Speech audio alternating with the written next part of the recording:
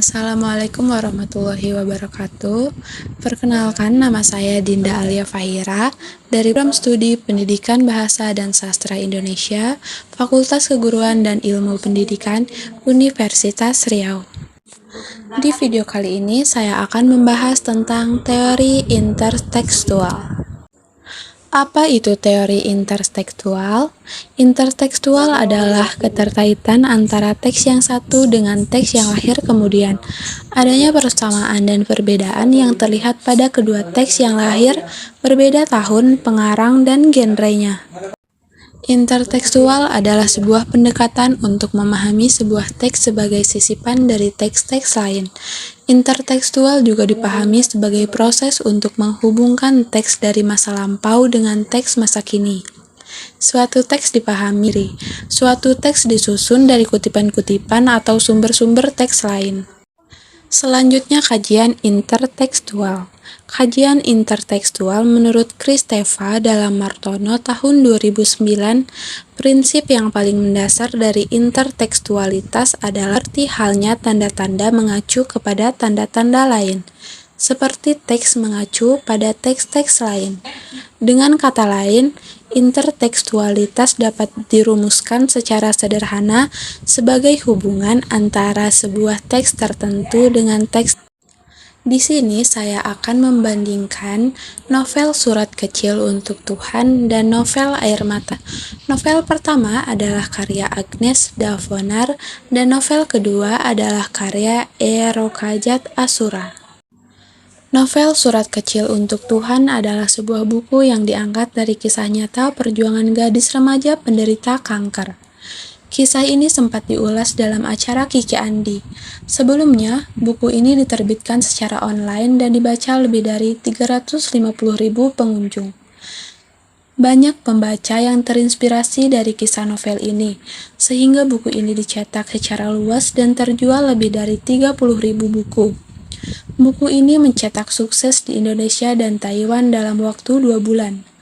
Novel ini menceritakan tentang seorang anak gadis yang cantik, pintar, baik hati, ceria, penyabar, ikhlas, rajin, penyayang, dan sederhana. Cantika atau biasa dipanggil Keke berusia 13 tahun yang menderita kanker jaringan lunak pertama di Indonesia. Novel kedua adalah novel Air Mata Surga. Novel Air Mata Surga adalah satu di antara karya sastra yang diciptakan oleh Eero Kajat Asura. Novel ini sangat menarik karena novel ini menceritakan tentang seorang anak yang berusia 10 tahun yang terus berusaha bertahan hidup melawan kanker. Anak itu bernama Barah. Ia yatim piatu karena ayahnya meninggal tertabrak truk dan tak lama kemudian ibunya pun meninggal karena kanker. Walaupun dalam kondisi seperti itu, Barah tetap saja menghafal ayat-ayat suci Al-Quran dan ia memiliki cita-cita yang sangat bagus, karena ia ingin memberikan selembar demi selembar hafalan ayat-ayat Al-Quran yang telah ia hafalkan kepada seluruh anak-anak muslim di dunia.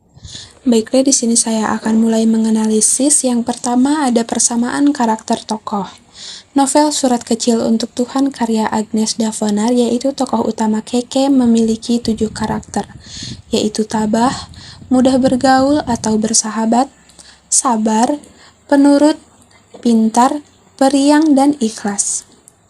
Yang kedua, karakter tokoh utama dalam novel Air Mata Surga karya Eero Kajat Asura, yaitu Barah memiliki 9 karakter, yaitu suka menolong, rajin menghafal Al-Quran, pintar, penurut, setia kawan, sabar, bersemangat, tabah, dan kekasih sayangan.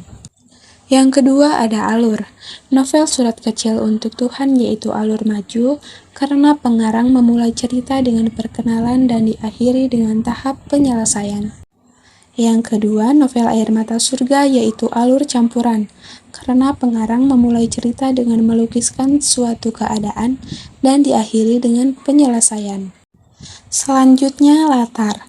Latar tempat dalam novel Surat Kecil untuk Tuhan karya Agnes Davonar yaitu 19 tempat yang digunakan.